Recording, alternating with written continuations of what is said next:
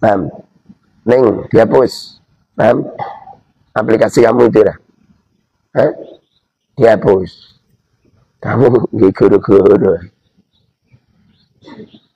Bilang, aku sing ganteng ini tuh gak.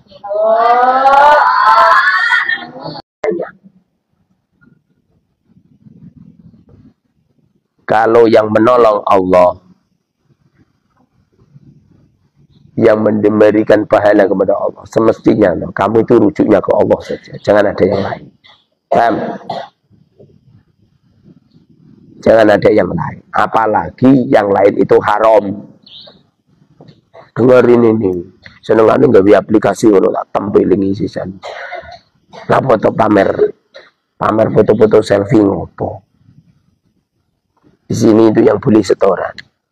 Harus pamer gitu. Paham? Neng, dihapus. Paham? Aplikasi kamu itu dah. Dihapus. Kamu guru-guru. Bilang, aku sing ganteng ini tuh gak. Kowe sing rapat ganteng kok gablek. Enggak usah. Wis ngerti nek kamu cantik. Ya enggak? Ngerti ya. Enggak usah. Dia guru terus ngomong. Enggak usah gitu, rasa buat aplikasi itu. Abi pamer sama siapa? Ini kan? Jangan memamerkan ketampanan kita, jangan memamerkan, kecuali orang lain yang memamerkan, terserah. Ketampanan saya kan yang memamerkan kamu kan, ya terserah itu urusanmu.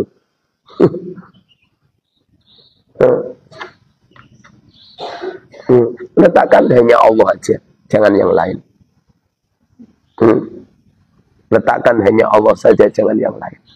Nanti kalau kamu meletakkan Allah di dalam kolbumu, meletakkan Allah dalam kehidupanmu, kemudian kamu mengikuti program-program Allah dengan maksimal, Masya Allah, kamu punya keajaiban yang tidak dimiliki oleh orang lain, punya keistimewaan yang tidak dimiliki oleh orang lain. Setiap keinginanmu ijabah, setiap doamu tidak ada yang diangkat. Kamu minta apa saja, Allah akan datangkan. Tapi mana mungkin Allah kalau sudah diletakkan seseorang dalam kolbunya, kemudian mereka banyak permintaan. Gak mungkin. Seperti kamu sayang banget sama suamimu nih. Kalau benar-benar kamu sayang banget sama suamimu, tentu kamu gak akan minta-minta. Kecuali ala kemampuan suami. Percaya gak? Kamu lihat suamimu punya uang 10 miliar di kantongnya, lalu kamu ngomong gini, Mas, aku belikan some. Kira-kira diijabahkan nggak? Ijabahkan. Kamu itu di kantong suamimu adanya cuma 100.000, minta Alphard.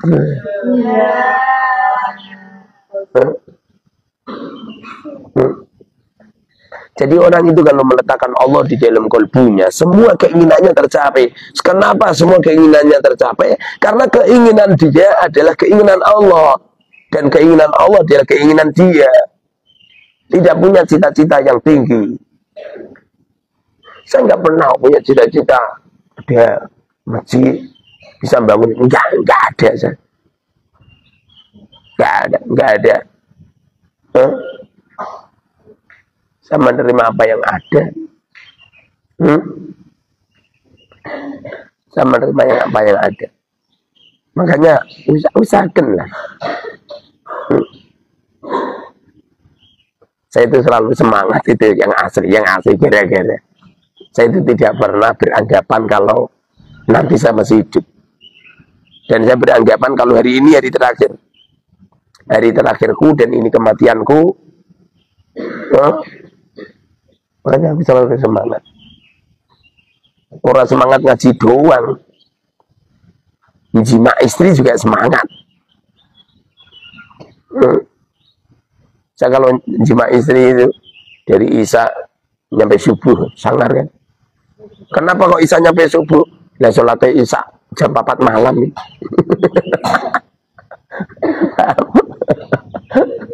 subuh 3:30. Paham? Kamu makan, saya nggak pernah makan nggak semangat, makan semangat saya. Karena saya makan itu kalau lapar, kalau yang kumi masih kenyang makan meneng.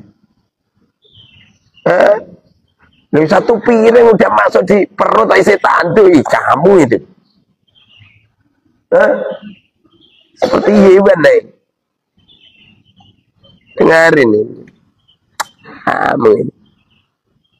Jiwa-jiwa hayawaniyah itu dibuang. Gila sepedoan. Ini jiwa kekewan. Paham? Dulu saya cita-cita saya tuh enggak nikah. Ceniru tapi dulu cita-cita saya enggak nikah. Saya nikah atau dipaksa. Dipaksa tapi cocok. Paham? Cantik. Paham? Dipaksakan terpaksa. Berhubung saya ini nikahnya dipaksa, maka nikah saya cuma satu. Mereka saya nggak kepengin bingopo menghabiskan waktu untuk hal-hal yang nggak penting.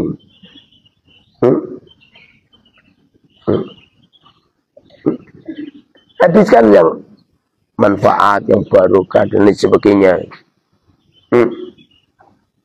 Yang sungguh-sungguh, yang luar biasa. Paham neng? Apa aplikasinya namanya apa tadi? Apa? Kamlengi. Cantik itu untuk suami kamu nanti. Sekarang jangan diobral murah-murahan kamu itu.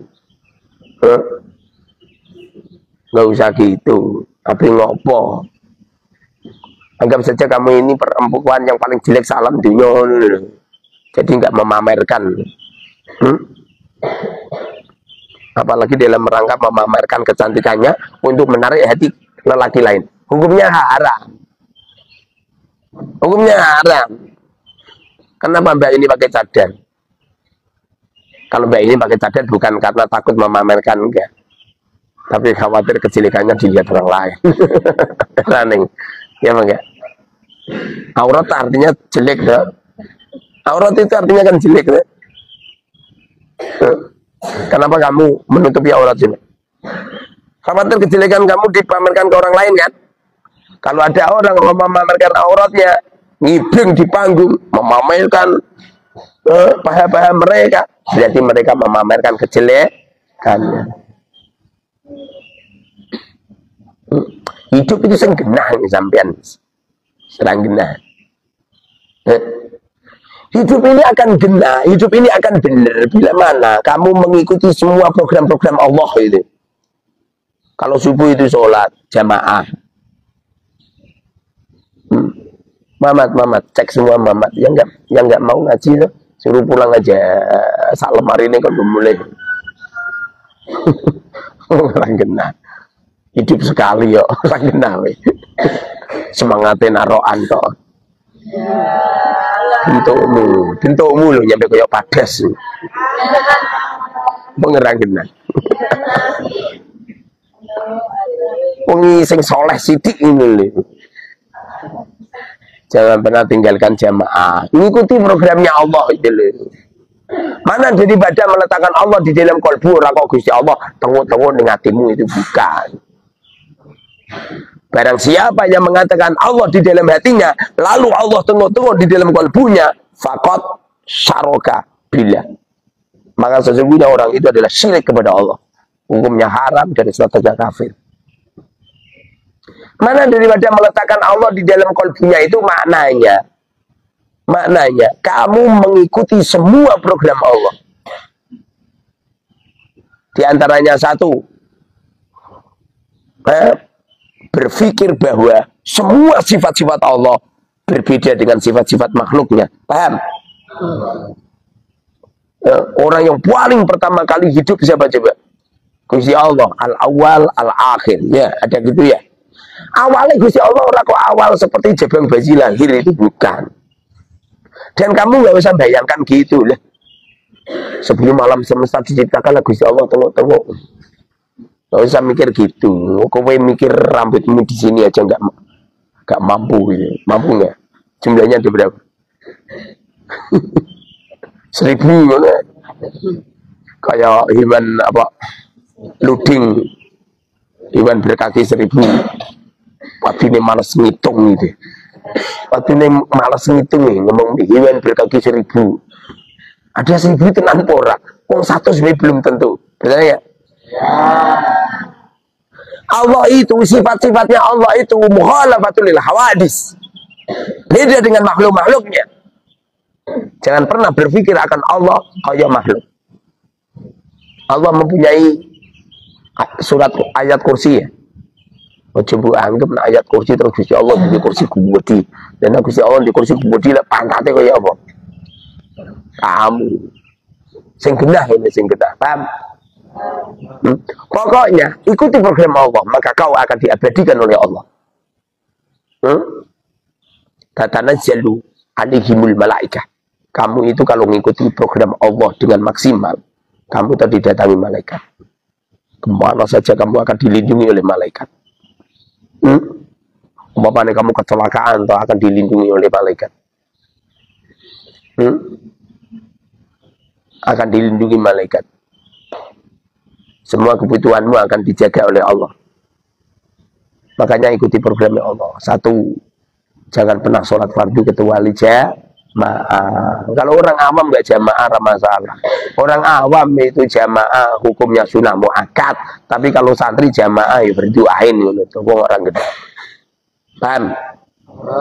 Bukankah Rasulullah mengatakan jikalau di antara kamu sholat berjamaah, maka aku akan mendatangi dari rumah satu ke rumah yang lain. Apabila aku dapati ada yang enggak berjamaah, aku bakar rumahnya. Dengerin itu. Dengerin. Kalau santri ya jamaah hukumnya wajib. Tapi kalau orang awam jamaah sunahmu akan. Santri wajib. Jangan sampai tidak jamaah. Begitu juga ngaji. Ngaji itu kalau orang awam ya fardu kifayah. Kalau santri ya berdoain. Karena kamu ini delegasi. Paham delegasi? Perwakilan dari daerah-daerah kamu. Dari mana nih? Sumbawa. Ini orang mewakili orang Sumbawa. Dari mana nih? Mana? Palembang. Mewakili orang Palembang. Dari mana? Dari Cimahi. Mewakili Cimahi.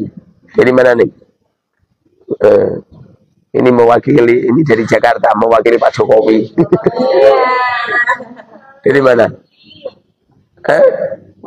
Dari Kudus, mewakili Sunan Kudus.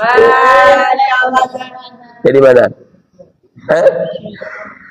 Dari Bogor. Ini dari Bogor, mewakili orang Bogor. Dari mana? Dari Riau. Dari mana? Dari Demak, mewakili Kanjeng Sunan Kalijogo. Kamu itu delegasi dari daerah masing-masing. Kamu belajar semacam ini, hukumnya lain. Kalau orang awam sih tolabul ilm itu fardu kifayah. Anggap saja seperti itu. Selama di daerahnya ada orang alim, nggak cukup, nanti yang lain lalu. Yang lain apa? Yang lain belajar sama ulama itu. Tapi kalau kamu itu fardu ain, itu nggak boleh tidak itu. Makna daripada fardu ain di sini adalah perindividuan orang wajib memahami ilmu agama. Apabila kamu nggak paham ilmu agama, dosa kamu. Paham tak? Coba dicocokkan semua. Dari ujung rambut kamu cocokkan. Gimana? Rambut itu yang asli tidak masalah dipendekkan atau dipanjangkan. Tapi kata Rasul, man kana lahu sya'ar falyukrimhu. Apabila kamu punya rambut, muliakan rambutnya. Silakan Anda dipanjangkan. Yang penting bisa merawat kayak mbak-mbak ini. Mbak-mbak ini rambutnya panjang tapi kan iso ngerawat. Rambutmu panjang, jangankan panjang. Lagi ngono iku kayak mie ayam, mie goreng. Kayak mie tak-tak, mie tek-tekin. Dirawat yang bagus. Rambutnya Rasulullah panjang. Nyampe menyentuh baunya. Tapi kan Kanjeng Nabi sisiran terus kemana-mana bebas sisir, gak kayak kowe. Dan rambutnya Kanjeng Nabi itu diminyaki, gak kayak kowe. Minyakmu minyak kelente, minyak cerita. Sahabat cerita, saya itu kalau lihat rambutnya Rasulullah sampai menetes minyak. Aku yang menetes apa aja? Keringat.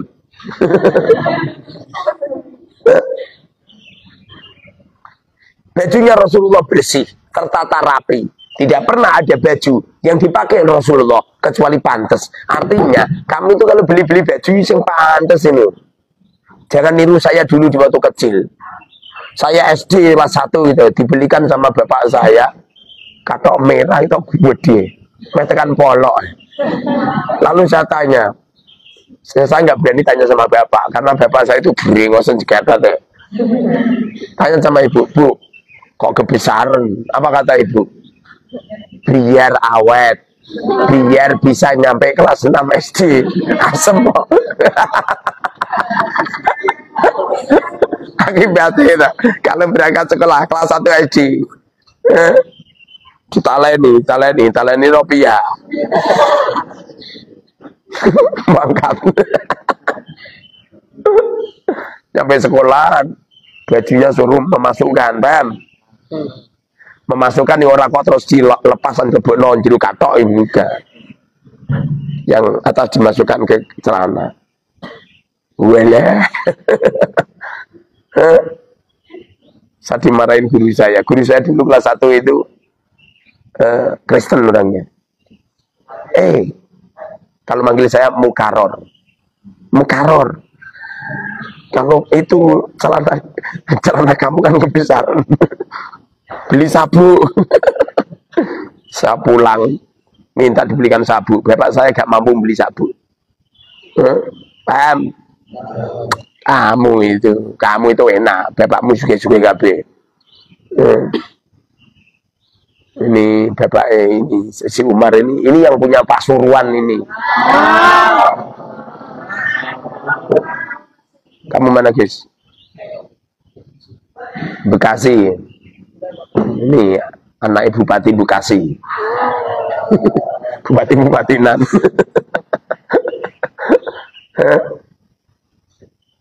Kamu enak. Saya dulu ini, bapak saya mondokkan saya baru 1,5 tahun atau udah putus asa nih. Alasannya gantian adik. Adik muda lulus sanawi. Kebetulan adik saya isi di depan musola itu yang punya toko itu. Gantian. Saya disuruh boyong ya. Dari 1,5 tahun. Kamu enak. Ayahmu ibumu toh nyetare. Kowe mondok api nyampe jenggoten ra apa-apa. Kamu ini. Ditata yang rapi. Pakai baju yang pantas-pantas. Pantas itu menurut orang lain, bukan menurut kamu. Namun kamu ngelok kacanya di sini. Kamu ngeloknya begini, ini cuma mesti main-mancing tuh. Orang yang pensiunan ini menceng-menceng, tapi biasanya kalau ngelok ngetintak pandangnya ini beda. Pak Ustadz menyindir Gus Bah, gue kira ngono.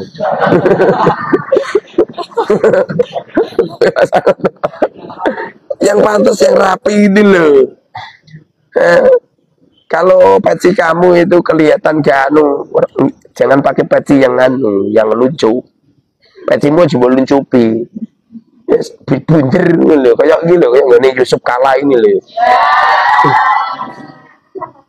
Wakil Presiden Republik Indonesia sampai mondok. Dari mana Gus? Jambi ya? Lah ya jauh-jauh dari Jambi ya, nyampe sini turu. Setorannya nyampe apa? Apa mah? Apa? Mbok antar ngono cowok.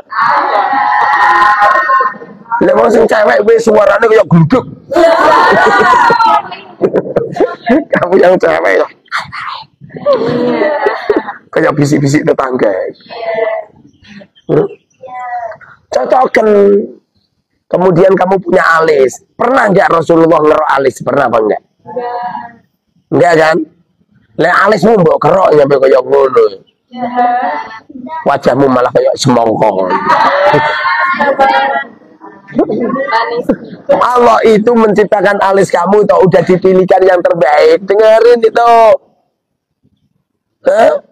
Anu Ustaz, anu apa? Maksud alis saya ini nyambung Ustaz. Ya nyambung itu udah terbaik. Biar gak keliru bicumu besok. Paham? Alis api-api mbok kerok. Terus mau ganti kayak celurit. Celuritnya mau Madura. Gara-gara mau ganti kayak celuritnya Madura, mau lanang-lanang duketi kabeh. Akibatnya kamu menjomblo selamanya. Dengar ini kamu. Bagaimana Ustaz ngerok alis? Ya, menurut hukum sih terserah kowe. Lu kan sing duwe rambut kowe. Padha karo rambut ini lho, mbok pelontos kabeh yo karepmu. Cuma potong pelontos itu hukumnya sunnah di waktu haji dan umroh. Kok makruh? Kamu haji dan umroh setelah tahallul, hukumnya sunnah. Kamu lahir umur 7 hari, pelontos, hukumnya sunnah. Kecuali dalam keadaan seperti ini, hukumnya makruh. Hukumnya makruh. Mbah nak perempuan ini makruh kok haram gak ngerti. Lah siramu dipelontos nak koyo kediplak. Hukumnya makruh. Hukumnya makruh. Kalau memotong ini hukumnya makruh, maka memotong ini juga hukumnya makruh. Karena sama-sama rambut ini. Kalau memotong ini hukumnya haram, berarti memotong bringos hukumnya haram. Kan podo-podo bringos loh.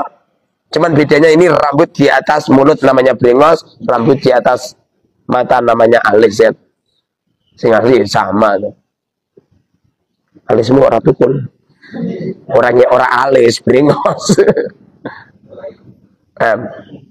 Ahmad bin Hanbal, saya baca kaul ulama Ahmad bin Hanbal, Syekh Ahmad bin Hanbal itu minane di kerok. Kalau ada ulama melakukan seperti itu apa itu menerapkan hukum? Paham nih? Ya gak apa-apa, orang ini ditata yang rapi sih gak apa-apa. Tapi kalau bisa jangan menerima apa yang ada. Terus bagaimana hukumnya Ustadz? Merias wajah biar cantik. Bila mana tidak ada niat untuk menarik hati lelaki lain, tidak suami ya, lelaki lain supaya nafsu dan syahwat kepadanya, hukumnya haram. Hukumnya haram. Seperti kamu foto selfie, kamu kirimkan di Facebook kamu untuk menarik kaum lelaki supaya senang sama kamu, hukumnya haram. Tapi kalau tidak, enggak. Jadi kalau kamu berduaan nyampe kayak buarongan gitu. Buarongan. Kuwincone nyampe tekan pipi. Itu gak masalah. Yang penting jangan menarik. Di kitab-kitab itu tidak ada seorang wanita yang memamerkan kecantikannya, merias wajahnya, kecuali neraka menunggunya. Itu maksud daripada itu berias yang itu mengomentari tentang gembrik-gembrik gitu loh. Paham gembrik? Lonte-lonte, paham lonte? Lonte-lonte maksudnya kangkai mau wong wedok sing senengane adol tempe lho. Tempe. Maksudnya ora tempe-tempe yang ngider. Watake mbok kandakno Pak Makmu. Yang menjual dirinya itu loh, di tempat lokalisasi, di tempat-tempat karaoke, di tempat diskotik, di tempat dugem, di tempat plus-plus. Hukumnya haram. Tapi kalau tidak itu enggak masalah. Tapi kalau ngaji enggak boleh. Rasa pedaan. Cantik-cantik, paham? Percaya nang kowe ayu. Rasa wong niru Vivi ini lho. Tapi ngopo?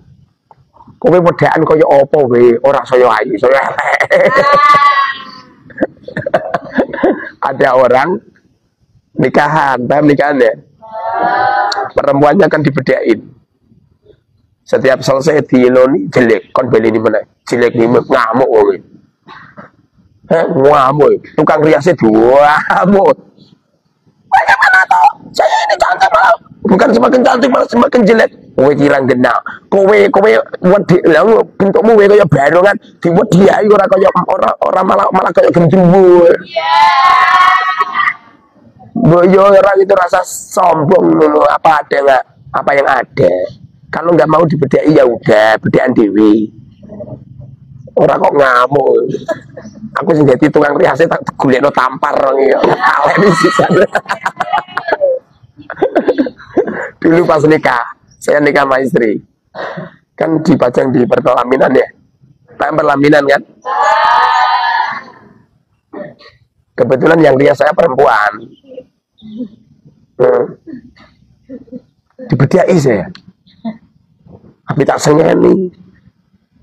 Ngono wong mutung. Saya diam aja. Saya ngomong, "Ning, jangan pegang tubuh saya, Ning. Yang medai ini ya, Mbak. Ini berarti nasm kayak gitu." Kurang pekerjaan. Nunggu kok ngomong gini, "Mas, tubuhmu seperti perempuan." Tak berarti nasm kayak gitu. Pelatihan seksual.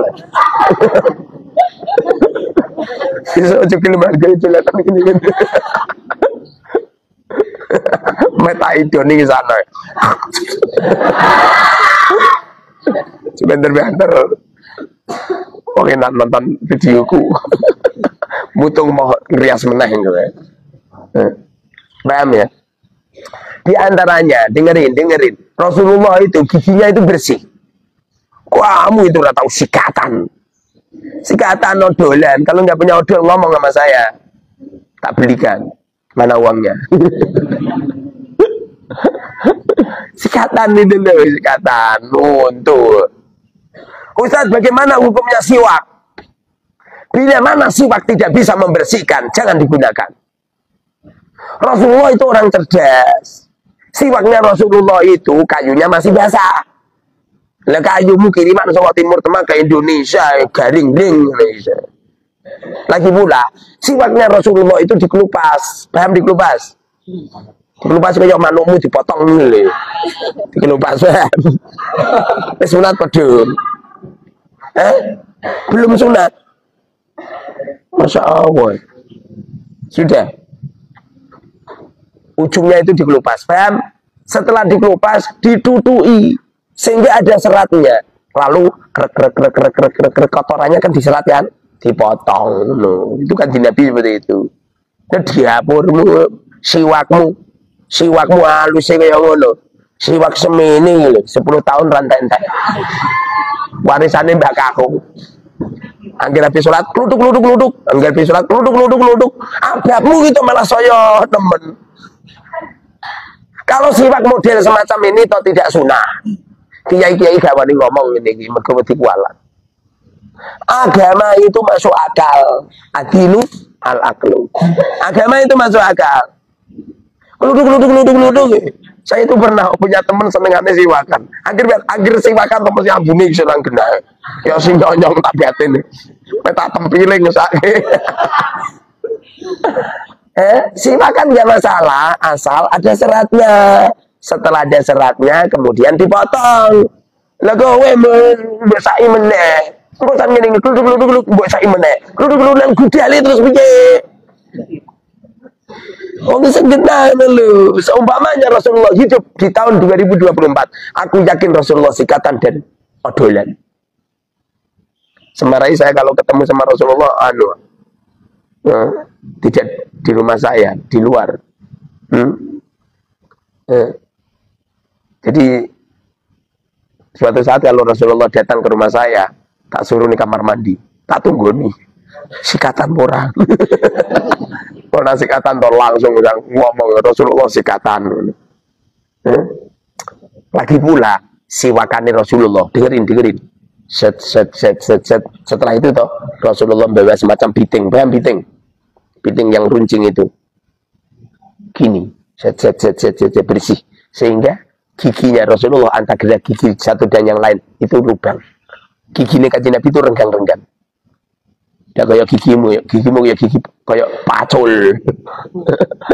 Giginya Rasulullah itu antara gigi satu dan yang lain renggang-renggang. Gara-gara apa juga? Rasulullah sering selilitan, sering gini. Tidak kayak kowe, selilitmu mbok ingu, malah mbok telan.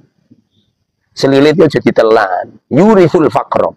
Kamu selilit ono dagingnya ini kita jemput telan. Terus gua pokok jijik ya. Yurithul faqro, jadikan fakir, paham? Ora masuk akal, ala caikis. Cerita karo wong ra genah. Ora masuk akal terus. Paham neng? Ora tau sikatan potongane. Dene ora tau guyu. Sikati, paham? Untuk kuning. Kemudian dengerin. Kalau mandi kosok-kosok. Kanjeng Nabi itu kalau mandi itu kosok-kosok. Tidak ada orang yang kosok-kosok tubuhnya kecuali akan disihatkan oleh Allah. Saya itu kalau mandi kosok-kosok. Gak pernah sabunan dari aku. Ojo ditiru. Kan wis kadung ganteng. Kalau kamu sabunan, kowe kan burung payung. Kalau saya wis laku. Lagi pula, saya itu kalau mandi bersih, dan kayak kowe kesusu. Makanya bentukmu kesikut. Sabunan. Kalau punya saya itu dikersake Allah. Kalau megang sabun deh,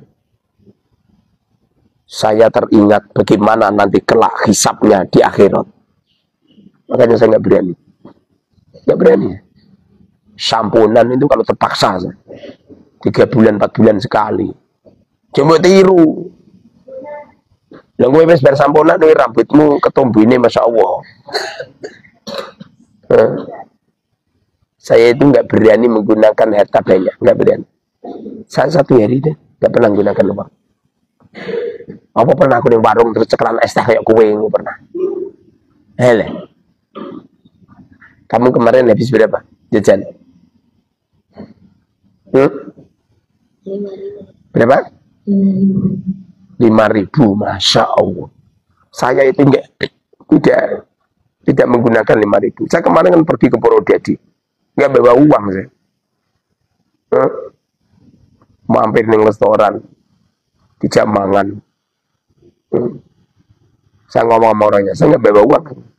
Betul apa Kiai? Saya Kiai. Salah sopo nggak imangan ini? Saya ngundang wongnya. Kalau bisa itu pendanaan untuk diri kamu toh sesedikit mungkin. Saya itu dari nikah tidak mengizinkan saya jajan. Saya itu masuk restoran mewah. Itu kalau sama anak, istri anak. Kalau istri sama anak saya nyari restoran Demak gak ono sing cocok, Kudus gak ono cocok, Semarang gak cocok lu mangane itu tekan Bandung. Bandung maksudnya Bandung orang kok Bandung Jawa Barat, Bandungan ini lebih Semarang, paham? Bandungan. Sampai sana baru makan. Kalau bisa, kalau untuk kamu sendiri dong nggak bisa.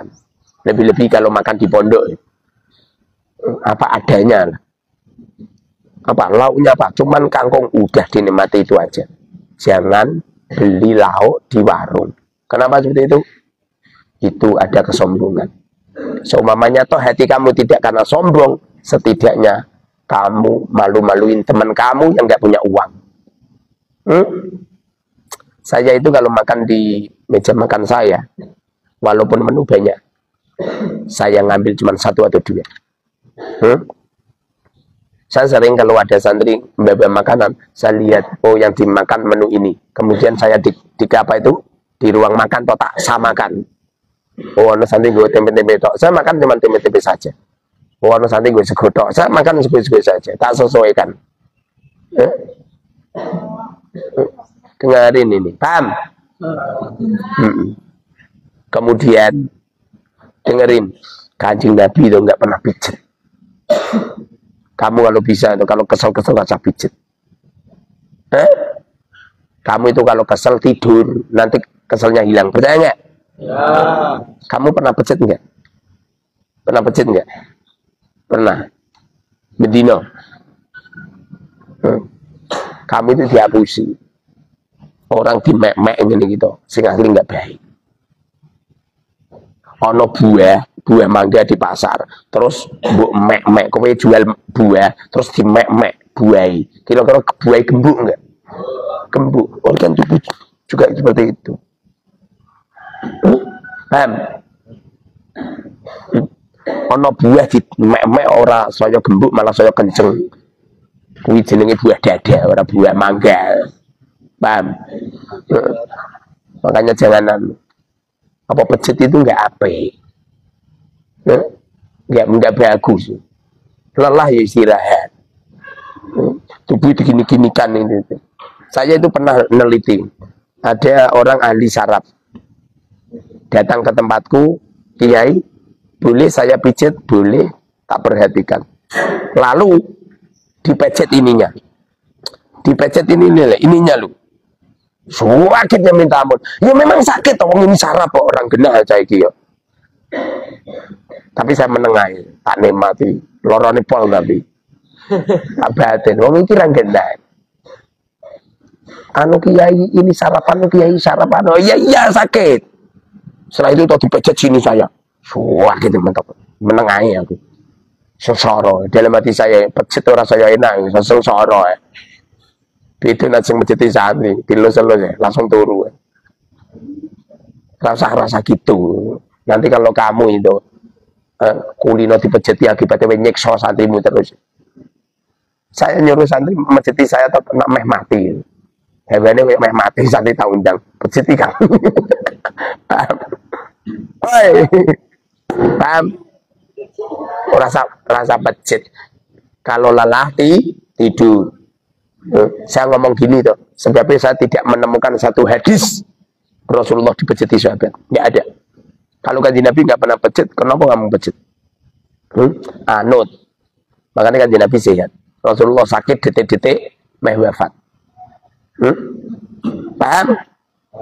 Kemudian dengerin. Rasulullah sepanjang hidupnya memakai baju yang paling banyak itu warna putih. Kamu Zano itu baju putihmu sama baju yang lain itu lebih banyak baju yang putih. Nyampe Rasulullah mengatakan khairut thiyab al-bayan. Sebaik-baik baju adalah putih. Kenapa orang Jawa pecinya peci hitam? Litawadu. Orang pakai peci hitam itu adalah merendah karena hitam itu adalah simbol kejelekan. Wah, wong kuwi to mempelajari ilmu hitam. Paham? Hitam itu simbol kejelekan. Jadi orang Jawa, kiai-kiai Jawa pakai peci hitam dalam rangka untuk merendah. Nah, berriga oleh pakai peci hitam mereka durung haji. Kan beda dengan si Umar. Ya, sudah haji 7 kali. Masa Ustaz? Iya, dalam mimpi.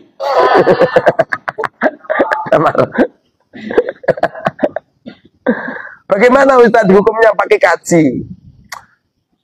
Hele. Yoga apa-apa. Tapi menurut wong Jawa itu kiai-kiai kuno loh. Kiai-kiai kuno itu litawadu. Saya tuh asli nggak mau pakai baju putih saya. Saya pakai baju putih itu dipaksa. Saya kan dia pulang haji kan. Setelah saya pulang haji nggak pernah pakai baju putih. Alasan saya pakai putih itu ada unsur kesombongan. Ngomong Jawa, nggak pakai putih mesti bidang kajian gitu kan. Pak kajian ya enggak. Saya tuh khawatir kalau ngisi pengajian belum pernah haji terus dipanggil Kiai Haji Mukarrar padahal nggak pernah haji. Kemudian saya kan ke pasar. Saya ke pasar nganter istri. Ya, dari santai-santai istri turun. Ada seorang lelaki tampan berbaju putih. Kemudian beliau melepas pecinya, diberikan ke saya. Bentuknya seperti ini persis. Makanya kalau saya beli itu seperti ini. Ya. Dari luar mobil diberikan ke saya itu atau tembus kaca, tak terima. Setelah itu tak ceritakan nama istri, langsung saya beli. Karena saya dipaksa. Lah kowe kan. Mergo diundang kaji kan. Paham kaji Umar? Peci mulu Mar, coba Mar. Peci kulu-kulu itu cuci ini Mar. Apa? Nggak ada peci lagi. Neng ambilkan peci kuning. Sirahmu cuili ada Iman. Coba. Ya cuili ya sirahmu. Ya sirah kancil ya. Man. Masih dia tambah naik peci weh. Sirahnya cuili ya. Sirahnya gede. Kemudian dengerin. Kemudian coba ditata yang rapi organ tubuh, disamakan seperti Rasulullah. Kalau perlu, kamu itu punya buku sejarah Kanjeng Nabi. Bagaimana Rasulullah berbicara, bagaimana Rasulullah berbuat. Tidak harus beli. Ini kodon HP ku. Di HP itu kan ada, ya enggak? Pecah di HP itu. Google, punya aplikasi Google kan? Ayo pecah coba di Google kamu. Sifat-sifat Rasulullah, cara bicara Rasulullah. Coba sejarah Kanjeng Nabi bagaimana dicocokkan. Pernah enggak Rasulullah ngomong yang jelek-jelek? Asu ketek, pernah enggak? Kalau enggak pernah, jangan pernah ngomong yang jelek-jelek. Paham? Di antaranya adalah jangan pernah mengeluh. Woi, wong wedok senengane mengeluh. Hele, kamu itu ayah ibumu toh terlalu sayang sama kamu. Jangan pernah mengeluh sama ayah ibumu. Akibatnya bojomu lu dikerawus karo makmu, paham? Bojomu wis gering malah. Biarin ini. Kalau punya masalah, jangan curhat. Paham? Sepanjang pernikahan saya, istriku belum pernah curhat sama saya, apalagi ke ayah ibunya. Makanya aku dianugerahi oleh Allah itu, anak saya nurut-nurut. Ciri-ciri anak nurut, ciri-ciri anak solih-solihah, perempuannya atau istrinya harus solihah dulu. Paham neng? Weh, paham neng? Weh aja ngobrol foto meneh, paham? Ini apa aplikasi apa neng jenenge neng? Saluran WA. Tak cek weh, cak lanang-lanang bergabung. Oh, tak tutuk weh. Siapa iki jenenge? Ayu, wis ayu ngono iso. Ayu, paham yuk. Rumahmu mana yuk? Indramayu lah yo, jenenge wis ayu. Omahe Indramayu. Wonge Kemayu. Yuk, ya bos. Yuk, ya bos. Yang mengikuti kamu kan banyak cowok. Anaknya aku ngerti berarti kan aku mengikuti kamu kan? Ya enggak? Makanya jangan ya. Yuk, woi, paham yuk, tak tutuk engko. Cantik-cantik, angger perempuan mesti cantik deh. Niru mbak iki lho cadar. Gak punya cadar Ustaz. Lah ning tempat sampah lah kayak kresek. Dengerin. Kanjeng Nabi itu kukunya dipotong. Kamu itu kuku panjang-panjang blantong-blantong kaya singa. Wih, dipotong. Dengerin kata-kata saya. Orang itu biasanya kalau kukunya panjang, orang ini sering diganggu sama setan. Ada bahasa kuku itu tempatnya setan, bukan masalah kuku tempatnya setan, enggak lapo kuku setan saya manggon tunggu ini lapo. Maksudnya orang yang memanjangkan kuku koyok setan. Sebabnya setan itu kukunya juga panjang. Kukunya dia panjang. Orang yang memanjangkan kuku, satu anak-anak nakal, dua perempuan-perempuan nakal, tiga perempuan-perempuan yang ada di tempat karaoke, diskotik, perempuan-perempuan plus-plus itu kukunya panjang-panjang. Jangan ditiru. Jangan ditiru. Woi Kang, bisa aja ditiru. Anu Ustaz, anu apa? Kang utel-utel kuping Ustaz. Kuping rasa diutel-utel. Allah ciptakan cukil kuping ini toh. Ini untuk meracuni hewan-hewan yang masuk di telinga kamu. Nah, kalau kamu bersihkan ini loh, nanti semut, bakteri, ya, lu makanya cepat kena penyakit kan gitu. Pernah suatu ketika ada orang penyakitnya banyak, lalu saya tanya di rumah saya, kamu bersih-bersih telinga berapa hari sekali? Setiap hari bisa. Itu yang jadikan kamu cepat kena penyakit. Paham? Bakteri itu toh, kalau lewat mulut ini kan ada ludahnya kan, sehingga bakterinya lengser dengan ludah. Lewat hidung ada umbelnya, ada lendirnya gitu. Lewat mata ada air matanya, ada lodoknya, ya kan? Tapi telinga dihadang oleh Allah lewat cukil kuping. Lu malah buat resik terus ya. Cepat kena penyakit kamu. Dengarin ini. Biarkan, nanti kalau kering akan keluar sendiri. Bersih-bersih ya, 40 hari sekali. Oh, malah orang genah. Makanya siti-siti loro, siti-siti pileran, siti-siti jantung, siti-siti paru-paru, siti-siti usus meluntir. Ini tuh ada manfaat. Ini kalau ada cukil kupingnya, lalu ada semut masuk, mati dia. Berbek-berbek jarke mati-mati. Berbek-berbek wongnya semaput. Mati. Malah buku cukil kuping. Ala kadat. Semoga diberkahi. Allahumma salli wa barik ala sayyidina Muhammad Allahumma anfa'na bima 'allamtana wa 'allimna ma yanfa'una wa zidna ilma. Allahumma inna nas'aluka ilman nafi'a wa amalan mutaqabbala wa rizqan halalan thayyiba. Allahumma asina kibatana fil umuri kulliha wa jinna min hajji dunya wa dabil akhirah. Sallallahu alaihi wa sallam Muhammadin walhamdulillahi rabbil alamin. Al-Fatihah.